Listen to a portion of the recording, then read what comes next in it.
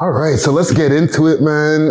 Exclusive interview tonight. I'm really excited because we speak to a lot of rappers, and that's cool.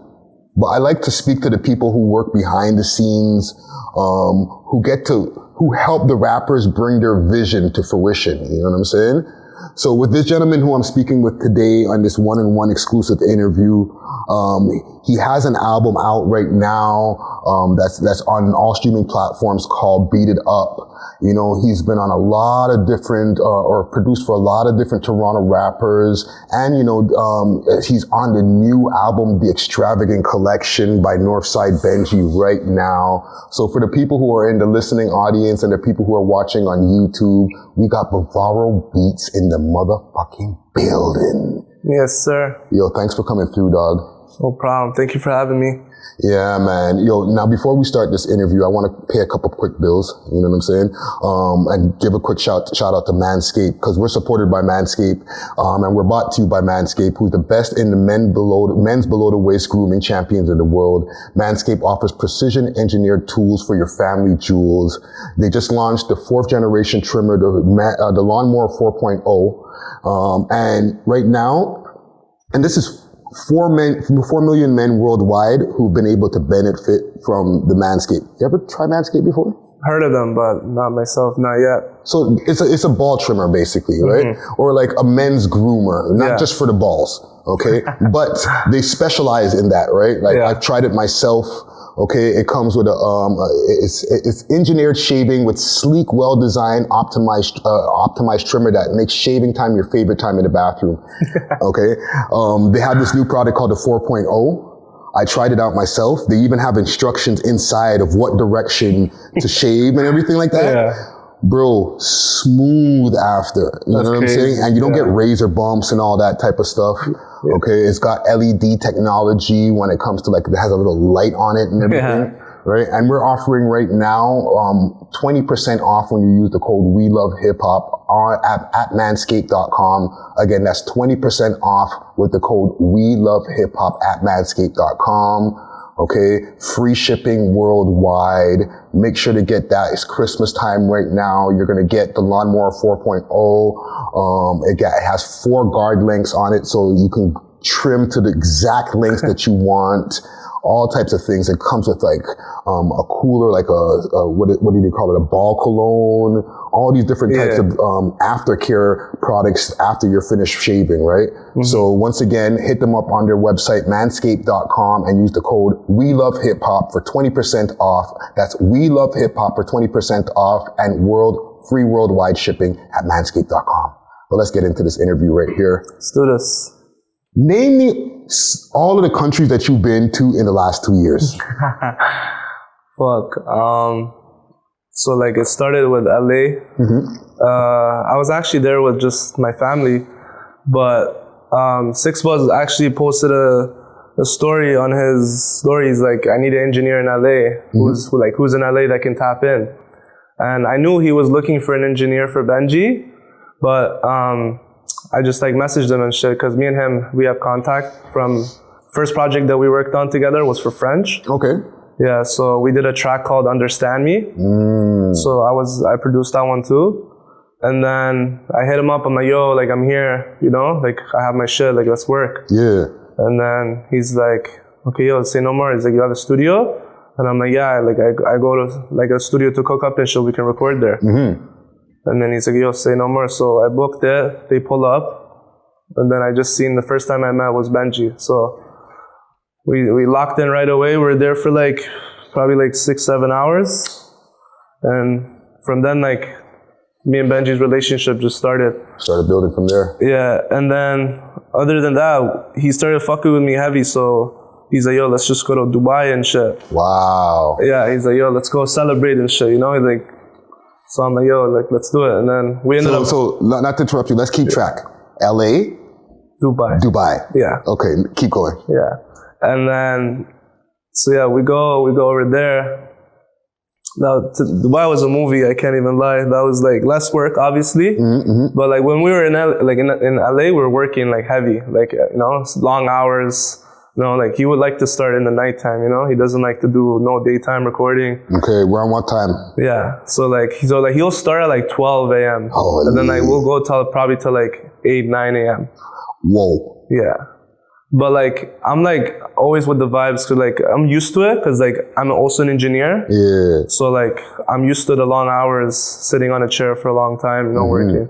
So like I was used to it, but with him, it's just like his work ethic is super different with people that I've like worked with. So like it was new to me also, But yeah, so LA, Dubai. Last year actually I was in London too. Okay. Yeah, so, but he actually also wanted me, the Keep Running video was in London. And okay, yeah, I was wondering if that was London or France. I'm not cultured like that. And then he actually wanted, like I was supposed to go out there with them, but just because I had some other promises I had to make here first, I couldn't make the video. But yeah, so the last 2 years I've just been to fucking LA and Dubai. LA and Dubai. Yeah. Now, how does it feel being on the #1 album on iTunes, beating out Drizzy Drake, bro? Yeah, that's crazy. We were like aiming for that, and like I had like high hopes for the videos and like the track and everything, because like I've heard the project for over like the whole year now. Okay. And like I've been like waiting for this to drop and for people to hear it and show them like, like Benji's like, he's a different breed. Yeah.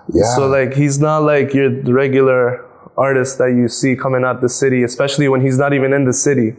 You know what I mean? Yeah. So let's talk about Benji for a quick minute, right? Because you have had numerous sessions with him at this point, right? What's the process like when you and Benji lock in to make a track? Yeah. So usually like he'd get the studio time and he'd be like, yo, you go in earlier, start cooking some beats, Okay. So like I'll go in there, I'll cook like 5-6 beats for him. And then he'll just walk in, like he'll roll up probably like 3 or 4 blunts and just like be like keep listening to the beats. I'm running a bunch of beats, and then he's like one artist that will take his time on the beat selection. Like we'd be sitting in a session that's 8 hours and 5 hours of it we're listening to beats. Wow. So you're telling me, and I'm going to let you continue with the process, okay? Yeah. So hold that thought.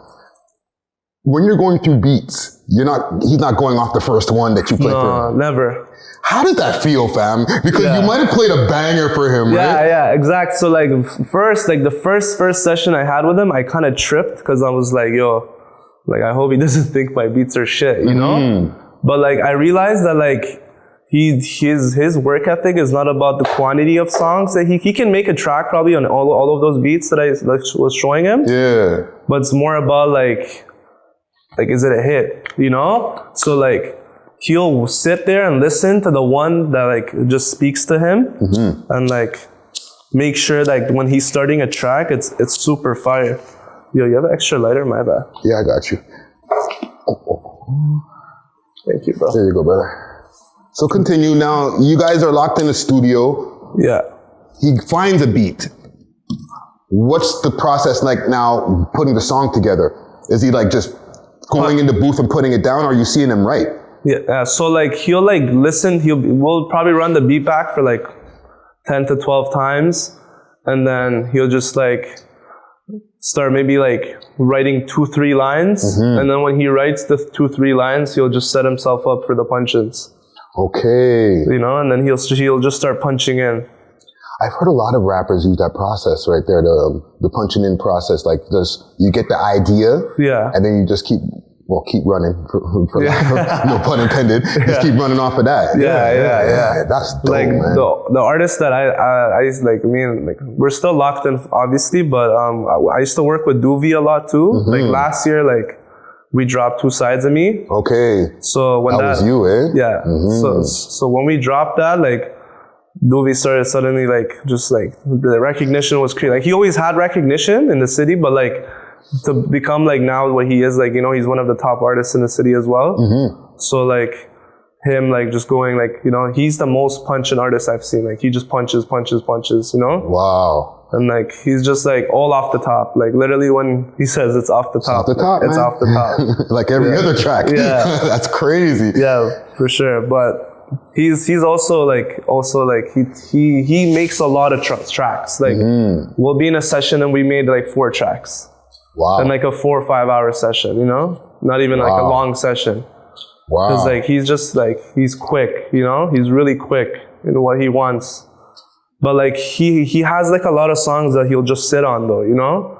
Because like he just has so many, you know? Like if I could compare their catalog, like I'd say maybe like Benj probably has like 50 songs in the vault and he has like probably over hundreds, you know? Wow. You know, a lot of people are not aware of this because they say, especially even with Benji, like, yo, why does he, you know, he dropped now, but it took a long time for him to drop before that. Yeah. So, you know, people are wondering, does he even have that many songs, all that type of stuff? But for you to notify us that he has like at least 50 songs before he even drops the ones that he drops. Yeah. That's crazy, man. Yeah, exactly. So like, believe it or not, like half the songs on the album we did this year. Like the oldest songs on there is probably like Problems to Millions. That was recorded 2 years ago. Oh. You know? And yeah, so like he like Caught Me a Win, Monumental, Chestnut Checkers, Keep Running. I did all of those engineering sessions. So like we recorded all those tracks in LA. You know? And like once we did those, that was all this year too. And then the rest of the tracks he had like just he was sitting on them for years, like 2 years, you know? So let me ask you, because you lock in with Benji, you lock in with Duvy, and from what you're mentioning with the Duvy stuff, is like in the studio.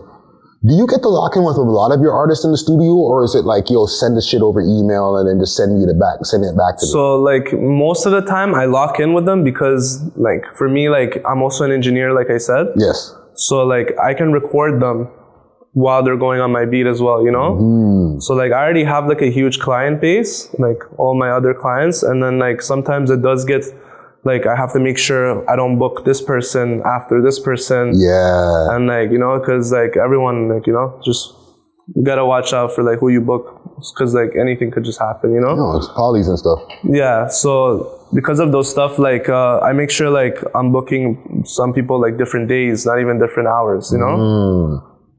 But yeah, so like most of the time they come to my studio and we lock in like that just because like I like being in the studio when the artist is going on my beat. So like I can see it myself and like I feel like you develop a better relationship with the artist and like you know, they'll remember you. You're not just an email producer, you know? Yeah. Like they'll know your face, they know who you are, you know? They show you more respect that way. Yeah. So let's go back a little bit, right? You were born in Tehran and your parents moved to Dubai before Toronto. Yeah. Why all the moves? Basically, it's my dad's business. He's a international trader. Okay. So like his job is like, he's like a middleman for 2 big companies.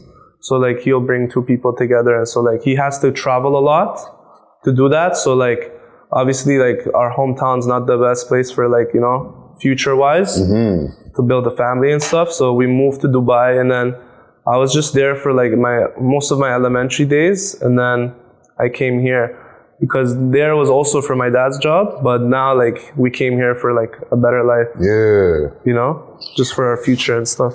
And even when you first touched down, right? What was it like getting used to Toronto? Like, what was it high school like being like an Iranian man? Yeah, it was crazy. Like my English was good by then because like in Dubai, like I was fully good. And then, so that wasn't a problem at all. But like when like getting used to like public schools and like, you know, like just the freedom, because Dubai is a really Islamic country too. Yeah. Like they're freer, but like not as much as like, you know, that you think. But, so like it was just new for me as well for those stuff, just the freedom and stuff.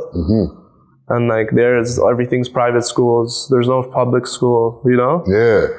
So like all that stuff was new, you know? Like I'd never seen weed before, you know? That's crazy. Yeah, I was like... And you're smoking a blunt now. Yeah, you know? Yeah. So like I never even knew what weed was till I came here and shit, you know? Like all this stuff that you don't find over there, you know? So even in high school, what was like a memorable high school moment where you're like, holy shit, Toronto's a fucking different place, man? Honestly, like, I'd say like the school dances for me were pretty interesting all the time, because like it was just like a big deal all the time, you know. Everyone's like, as kids, you know, like they're just like, oh, the school dance coming up, you know, like that was the one thing you always like remember back to, or like prom, obviously, you know. Sorry, Toronto ambiance. Yeah. So prom as well too. So like it was mostly like those things for me, like how like, because there's no such thing as those things back like in Dubai, you know. So like how they bring like, because women and like girls and guys are just separate. A lot of them are separated. But like in the private schools, like international schools, they were together. So I went to an international school. Right. Yeah, and then came here like all like what the fuck girls, they're like dancing, everything's like they're so free, like nobody cares, you know. Like everyone, like people are less careless here than there, you know. Like there you have to watch yourself, you have to be on your shit, because anything you do there, like government can just easily fuck you over, you know. Also, because like because you're not you can never get a citizenship in Dubai, right? Because unless your bloodline doesn't lead back to the people who built the city. Wow. Because they don't want their country to get taken over since it's so small. So like if you're not like, they call them locals. So like if you're not a local, you have basically no say. Like if you get into a fight with a local, like you don't even bother. Like it's like, yeah, it's kind of like very fucked. There's no middle class, you know what I mean? Yeah. It's like either you're lit, like you're high, like you're rich as fuck, or like you're broke. Or you're broke, you're poor. Yeah, you're bare labor workers, you know? That's crazy. I never knew that, man. Yeah. They only show when people go and they show music videos in Dubai. That's how they achieve that, you know? Like cheap labor, like it's fucked. Yeah, so you're saying that, like, just to sidetrack, you know, before we get more into your history, like in Dubai, when people see all like the lavish stuff, right? They don't get to see the other side of the people who are working, who are servicing all of the people who are taking advantage of that lavish stuff. No, they don't even see it, because like they're trying to show you the spoils. They're not trying to show you that. You know what I mean? It's more like why they want to be the biggest building, biggest mall, biggest everything. You know, like because they want to prove something. You know? Yeah. So like they have the people to build it, but you know they don't want you to see that part though. You know? Yeah, the poverty part. Yeah. That's crazy. So like you're in Toronto now, right? You're going through high school. How did you get into DJing? The club DJing specifically. Yeah. So like I always liked music as a kid. So like I started playing drums in the moment I came here, like in grade 6 or 7. I started playing drums and then from there, like I always knew like I had a thing for rhythm, you know? And then I wanted to find a job that was music related. But I didn't want to be like a drummer for a band or anything, because like rock and stuff wasn't my thing. But like that's how I learned to play drums, you know? Okay. But then I always wanted to like be like, yo, why can't I make my own drums to like my own song, you know? And then like from that I went to DJing, because I'm like, yo, I can mix 2 songs that I like together. I'll like have sets. I had a residency at Early Mercy for a bit when I was in high school. And then that was like really sick for me, because like, not in high school, sorry. I'd say second year, like 3-4 years ago. Yeah, because I'm saying to myself, you can't get no job at a DJ out of high school. Sorry, I tripped out. It was like 3-4 years ago, and then that was like my first residency, and then I started doing like university dances. They have like Halloween parties or like Christmas parties. Like private events, you know? Yeah. So I started doing those, and then it went from those to like birthdays, my homies' birthdays. So like I always had a thing for like music and like making sure like people are hearing good vibes, you know? And good music. So like I was like, yo, why not? So like you gotta be in control of the music, you know? Yeah, so you're providing the vibes already. Yeah, so from there it was like, I'm like, yo, like I want to start building my own catalog. Why can't I like do my own music, you know? So that's how I got into producing. So before we get to that, let's stay on the DJing for a minute, right? Give me one of the, because you said now you did a lot of college stuff, right? Give me one of the craziest college events that you were DJing at. Like Because you know DJs have some crazy moments. Yeah. So give me a crazy one that you can remember. They actually, York University had a school dance. Oh God, it had to be York. Yeah, it was fucked. I can't lie. It was their Halloween event. And then they were having it at Early Mercy. Like they rented the club and everything. Okay. So I was DJing that event, and then it was just like, I had a bunch of my homies there too that were like coming to show me love and like, you know, show support and stuff. So like they were in the DJ booth with me. So we were just there and shit, and like I started like going, obviously building it up to the vibes. Everyone's drunk, and then people are just coming up to me like, bro, you're killing it, bro. Like bro, York's never had a DJ like this in a minute. Like this, that, you know, I was like getting good feedback and stuff. So people are just going crazy, like rapping along to the songs, like, you know. So like, and then I run them a little bit of like, you know, house music. They started going crazy, jumping up and down. You know, just everyone was having a good time. And then basically the night's almost over, and one of my friends' girl fucking gets into an argument with some guy, and it's a bunch of them. Like these guys are like just talking bare shit to the girl, and then like this guy's friends come. They're like saying this, that, and then my homie seen it. He just goes like, yo, take this outside. Let's go outside, whatever. And then I had to pack my shit because the night was done. And then like I was packing, and the security was always on my back. You know, they had my back. You know. Good. I come outside. I see like 3 of my homies are just fighting like 5, 6 guys. You know. And I'm like, oh, what the fuck? I'm like tripping. You know. And then I'm like, I told the bouncer, I'm like, yo, those are my homies. Like, you know, help them out. And then the bouncers just came and just like threw those guys like they were nothing. Like they took one guy and just like they tossed him into a taxi like right away. They're like, yo, take this guy home, like that. And then that was probably like the wildest thing that's happened at one of my gigs, because like everything was good until like literally the end of the night. Wow. Yeah, it was just hectic. And you mentioned one thing also when you were talking about learning how to, or getting into drumming and stuff, right? How like you were learning from rock music and stuff like that. So like give me a couple of bands that you were listening to. I'd say like AC/DC, obviously, Metallica and shit. Like I just play their songs, you know, on the drums, like Metallica. I play like Enter Sandman. Yeah, that was like a hard one actually to learn. Yeah, the drum pattern on that is ridiculous. Yeah. And then AC/DC, Back to Black. So those are like some, and then like I started liking like playing along to a track. So I'll play like a song, and like I'll just play a drum pattern that sounds like the drum pattern. Like I'll just go along with the song, you know, just to practice myself, like listening to songs and figuring out like their drum pattern. Even though it's not like precisely the same, just to like, you know, like listen and like act like, you know, like I'm like doing that, whatever he's doing. So like I started doing like even Spanish tracks. Nice. Yeah, like everything, like even house music obviously is very easy. It's like a kick and a snare. Not very really repetitive, Yeah, nothing. So I never did that, but mostly like dance music, like Spanish music, you know, reggae, this, that, you know? Yeah. Reggaeton and Afro beats and stuff. Dope. So I'm gonna throw a couple names at you, and I want you to let me know what comes to mind when I throw these names at you. All right? So Young Chop and Metro Boomin. Yeah, those guys, they're my idols. I can't lie. Those are the first producers that I really liked in my, like the first like time like doing the producing stuff, because I was a huge fan of Chief Keef, like huge fan. And then he was he's like, I'm like, yo, his beats are crazy. Like every beat, like he would go on, I'm like so different. Yeah. So I would be like, you know, like who's making his beats and shit. And I see like his Chop Squad, Young Chop, those guys are just like, I'm like, oh, he's like, those guys are behind the boards.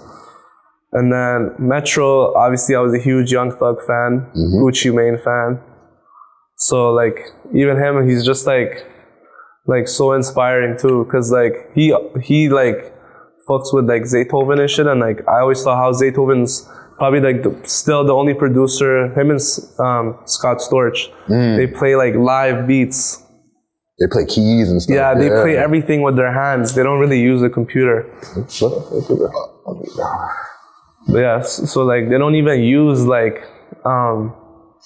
the computer as much as they use like everything's analog, you know? They do it with their hands.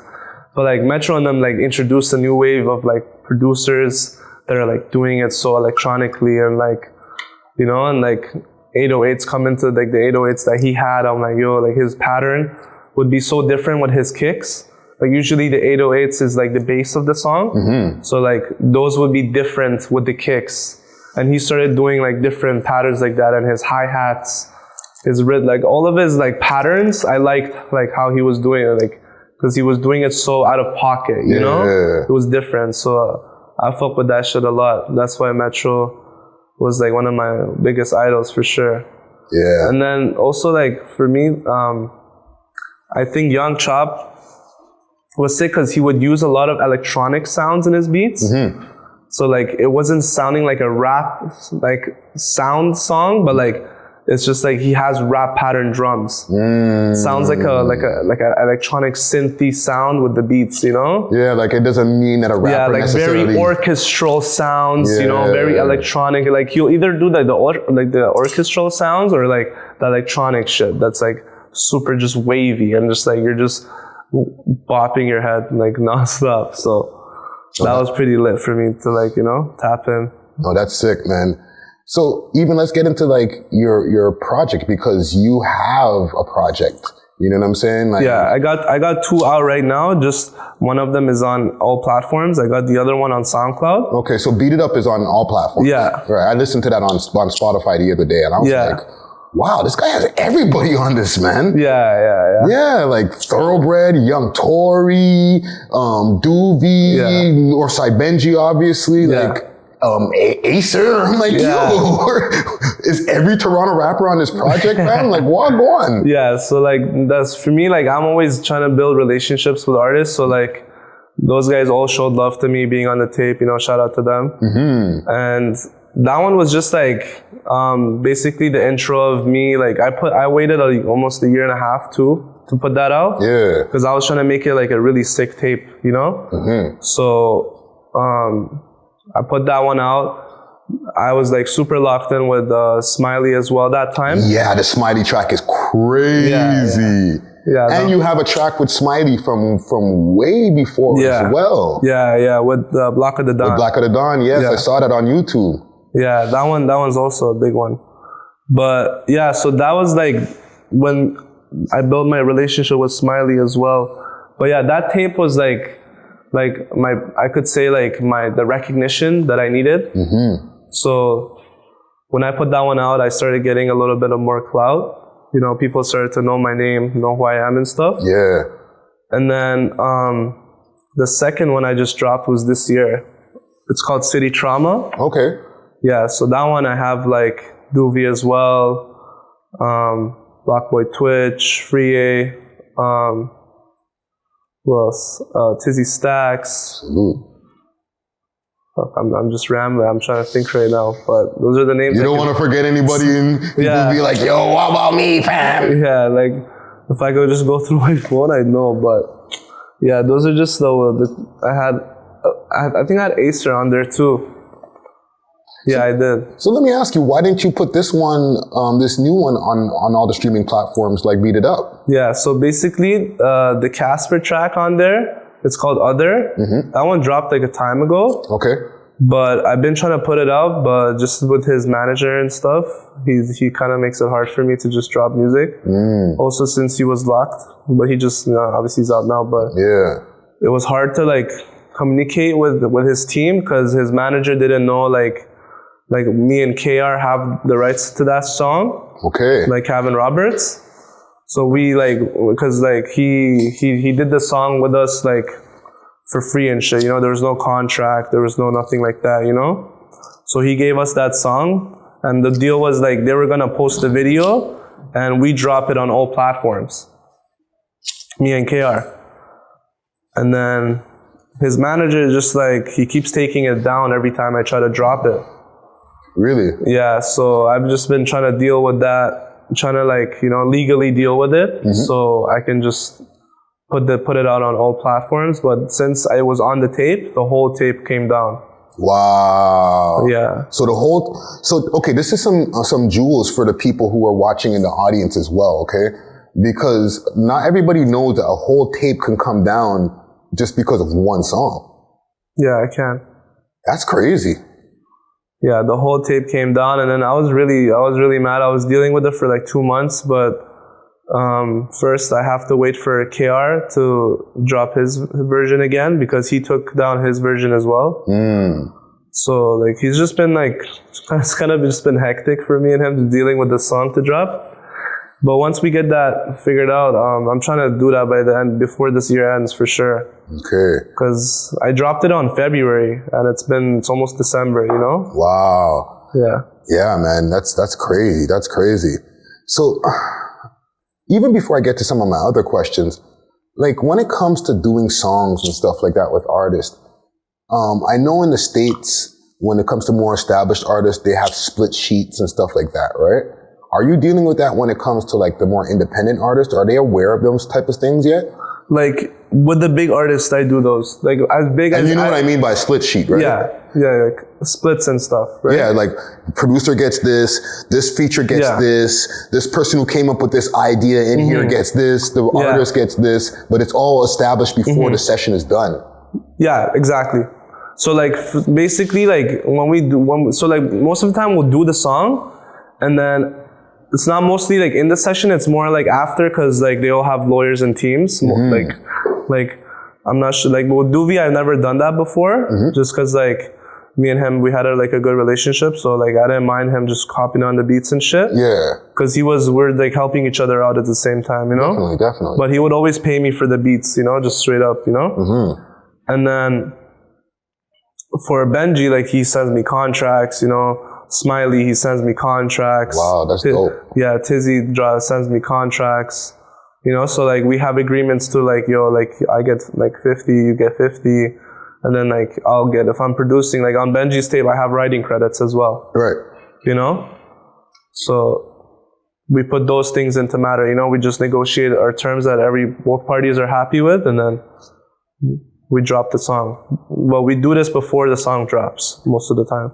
No, that's dope to hear, because a lot of people who want to get into rap, or even people who are already rapping, are not aware that these types of things need to happen to make sure that everything is clean across the board now when the song drops and everybody starts making money. Yeah. You know what I'm saying? So this is important information that you're giving to our audience, who was a lot of artists in our audience. Yeah, you know what I'm saying? Exactly. Because even like, you're putting me on, because when I used to rap, not that long ago, I retired in 2017. I wasn't doing that in the studio with my engineers, and my producers. You know what I'm saying? Yeah, exactly. So then now when, let's say I was to blow up, a lot of fuck shit could have happened. Yeah, exactly. So like, it's just about like, licensing and stuff. You know what you own, and you know what, like, you want to be, like, if you're serious about this, you got to be making money legally too, you know? Yes. So like, that's basically the legal side of the music side, you know? You got to make sure there's records, you know? If there's no records, you can't do, you know, you can't do taxes. You can't like say you have a business, you know? So like, you got to make sure you have legal paperwork to like show to the bank that where is this money coming from, like, you know, what you're doing, you know? Yeah. So you have credit in the city, you know? No, that's game right there, man. I appreciate you even dropping this type of knowledge, man. And that we even got in that direction right there. Yeah, like you need, because like you'd want this to be like all legal, you know? Obviously, like for me, for my studio, like I charge cash, everything, like, you know, no machines or stuff like that, you know? Right. They all just deal with me cash. But like when it comes to like my beats, especially like how some of them have labels behind them, you'd want even those contracts to be in the records, you know? Yes. For the future time, if you're working with, let's say, like Lil Durk, Future, and them, like, oh, he's already worked with Warner Brother artists, or the Universal Music artists, you know? Yeah. So like, they'll see that and they'll take you more serious, be like, yo, he has track record of his work, you know? Yeah. So even like with some of the artists that I even seen on the Beat It Up project, right? R.I.P. Houdini. I see that you worked with Houdini, right? What was his process like in the studio? Because he was a great. Yeah, for sure. I actually met him we did that song the first day I met him, actually. Wow. Yeah, and then my homie, he calls me. He's like, "Yo, Houdini's landing right now in the city. He wants to go to the studio like right away. Is your studio open and shit?" I'm so like, y'all did it in Toronto? Yeah. Nice. Yeah, he actually. This is when like I had a studio set up in my crib, but like a pretty neat one. I had like a whole studio room and everything, like a booth and stuff, you know. So I had one set up in my house, and then he actually pulled up to my house, and we recorded that track in like 2.5 hours max, I'd say. Wow. Yeah, and like he was super fucking with the vibes. I sent him like, I kept playing him beats. He's like, "Yo, send me this one." He's like, "Yo, send me this one."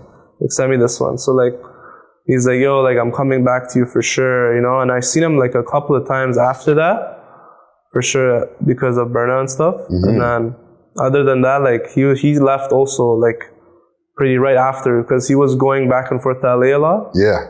So when he went to LA, he was there for a bit, and then when he came back, like everything happened at that point. Wow. So you only got to lock in and get like the one song done with him? Wow. R.I.P. Houdini, man. Yeah, a great one taken away from us. Yeah, for sure.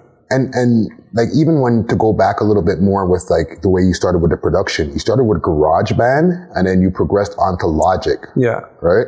So what do you use now? I still use Logic. You still use Logic? Eh? Yeah. Wow. And like, do you incorporate, because you were talking about like some of the analog stuff, do you incorporate analog with Logic and different digital programs like that as well? No, for me, like I'm super with the computer, you know, like I have a bunch of drum kits I have sounds, a bunch of drum kits and stuff. So like I have a bunch of like sounds that I use myself. And then when it comes to like the melodies and stuff, like producers would probably send me like loops and stuff. Yeah. And then I'd either build on it, like put another melody, counter melody on top, or just put drums and stuff. Sometimes they'll have it like already laid out. You just got to put the drums, you know? And then that started really to happen once producers seen like I'm getting a lot of placements in the city. You know, people want to work with those people as well. So they're like, "Yo, let me reach out to this producer. He's dropped a lot of songs with him, you know?" So that started with Duvy. When I started locking in with Duvy, producers were just hitting me up crazy. Yeah. Saying like, "Yo, I want to lock in with you. Like, I got bare loops for you. Let's work," you know? And like I've made like a bunch of melodies. Like when I started making, I was doing my own melodies, of course, but just when it comes to the quality, like some producers actually have it more down, you know. But for me, like I'm always mainly focused on the drums, because for me, rhythm is the most important thing. No, definitely. You know, definitely. And like, has anybody ever tried to remove your tag on a beat without your permission? No. Because, like I said, like when it comes to the legal stuff, like you could actually take down their song and sue them, you know? Yeah. Do producers have to deal with polys? I've personally never dealt with any like problems at all. Like sometimes maybe they'll bring up the guy's name, be like, "Yo, like I seen a couple people in here, you know, like in your studio." I'm like, "Yeah." He's like, "Yeah, but I rated though, you know, you're hustling." Yeah. You know, like you're hustling. So that's like probably the most thing I've heard someone say to me, like just trying to like not even page me, but like trying to let me know, like they know. They seen that. Yeah, you know? Yeah. But like it's all love at the end of the day, because they know like I'm the one providing them with their beats, you know? Yeah. So when they want to work, they see like, oh, like he's doing good with that guy, like let me work with him too, you know? Yeah. So it's not you made a beat for this guy, so you can't make a beat for me. Yeah. Like actually, like a lot of people ask me that question because I'm an engineer as well. So like these people, I work with them too, you know, I see them. Yeah. And like, they're like, "Yo, they never like say anything to you. Like, don't you think like this, that, like," and like, I never like thought about it that way myself. So like, that's why maybe I feel like I never got that energy. Yeah. Cause I never thought, for me, it's just about the music, you know? That's why I drop tapes, because people want to see these people working together and being on a project together, you know? Yeah. So even with that though, like, do they ever have issues on being on a project together? Like I've never had a problem before. Like for me, like they were always down because they respect me. So they're like, you know, like we're going to respect the tape, you know? Yeah. It's just about the music, but nothing else. I like try to like get maybe like an open verse from someone and see like if they be down to like let this guy hop on it, you know? Mm-hmm. And like sometimes it works out blessed. Like sometimes they're actually down, but I try not to like do something that I know someone won't be down as well, you know? Yeah. So like a 1-2 time, like I've been trying to make people collaborate, but it's hard, you know? Yeah. So last couple of questions I have for you here. You got any more placements in the tuck besides NorthSideBenji's album that, you know, that we should know about, that you want to release to the audience? So I can't lie, like with the Northside tape, he got me that Worry placement. Worry's on fire right now. He was on his feature on the Meek album is crazy. Yeah, for sure. He actually, like, I was very happy to be like get that placement because there was a time I was bumping his Worry album like for 2 months straight, you know? Mm-hmm. Like that was my favorite tape for a bit. And then when Benji told me, like, he's like, yo, he's seen me working, you know, he reached out, he's showing love. And he told me he's down to hop on a track. And he's like, yo, send me the voice. Like, he wants to hop on it. You know, and I'm like, oh shit, that's crazy. You know? That's crazy. Yeah, and then also I've got a little TJ placement as well that's still in the vault. Nice. That one's like about to come out as well. I also have Cowboy. I have a track with him as well, and Young Blue. Whew, you working, my guy. Yeah. Holy shit. I was expecting you to say maybe like 2 or 3. You gave me a bag of big placements right there. Yeah, Young Blue actually is gonna be on Smiley's tape. Nice. Yeah. Exclusive. Yeah. Wow. Okay, so let me find out a few things about like how producers get to the next level. Right? What is the next level for producers? Are you like interested in soundtracks, different shit like that, video games? For me, like, I'd say like, I'd probably want to start investing it into like running my own studio or like having my own team of producers, you know, have my own label, have my own brand, you know? So like, I feel like that's the next mission for me. To just like keep my brand in, like stay here, you know? Yeah. Keep the beat it up like brand still here, you know? Yeah. So I try to like maybe build my own team and like try to make them build their own teams in the future, you know? Mm-hmm. So just like teach everybody else, like, you know, like, oh, like Bavaro, you know, he started a thing, you know, he started a trend. Yeah. Because you want to stand out too, you know? Like leave something behind. Oh, that's dope, man. Can you give us some tips for up-and-coming producers so that they don't get fucked over in the game?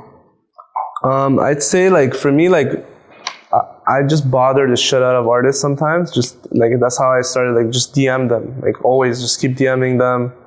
Keep replying to their stories, you know? Like, when they're active, you see they're active on their phone, keep, like, messaging, you know? Show them, like, yo, I have beats, you know? Like, send me your email. Or if they have their email in their bio, just keep sending beats, you know? Right. Artists do actually check their emails. But that's how you get onto them. Mm-hmm.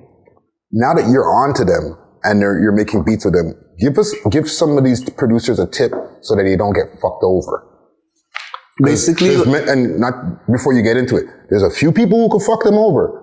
Besides the artists, there's the labels. You know what I'm saying? You can get fucked over by by production companies, all types of people, right? Mm-hmm. So give us some tips for somebody who's now had a bunch of placements and stuff so that producers don't get fucked over. Yeah, so basically you just gotta know your worth. That's, for me, it's like number one.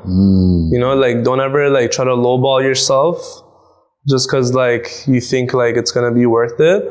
But when you're starting out though, like you should also be ready to like, you know, be ready for like, for that, like people would want free beats and stuff, you know? Yes. So like for me, like that's how it started. And then once they see like, yo, like this guy is obviously different, they'll show you respect and start paying you, you know? So once that paying stuff comes, you just gotta make sure like, yeah, the cash is cool. But like, once you see like you're trying to get on the higher scale of like music is when like everything's on contracts, everything's, you know, stated, you know, you can write off tax, you can like, you know, do this stuff, like open a business, you know? Yeah. That's how you gotta be like, that's how you gotta take the next step and just be like smart, you know?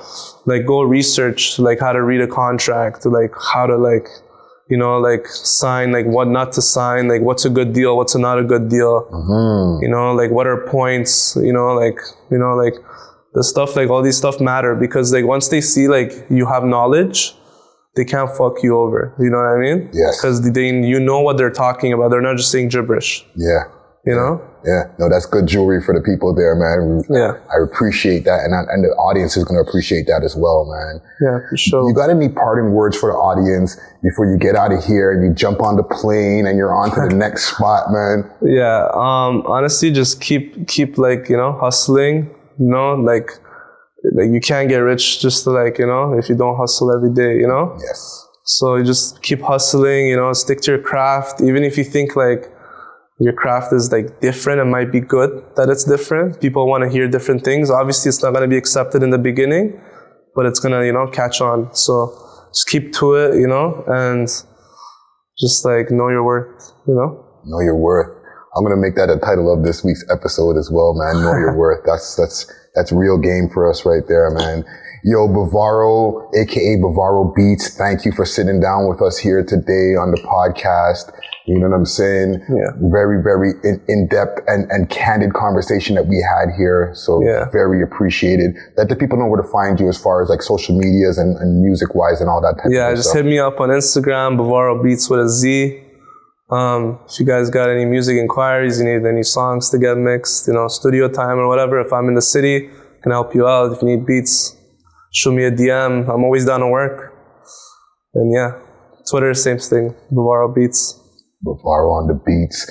Yo, another one in the vault right here. Make sure to subscribe, hit that subscribe button and the like, and make sure to share this so that you can share the knowledge to other people over here because knowledge is power. Much respect once again to Bavaro Beatz. Thank you. You know what I'm saying? And we offer this. Cheer! Glad y'all made it to the end of this video. And if you like this video right here, we got a couple more for y'all to choose from right here. And make sure to like and subscribe, okay? And make sure to share this video to a friend and tell a friend to tell a friend to tell a friend that the We Love Hip Hop Network is the leading network in Canada. Cheer!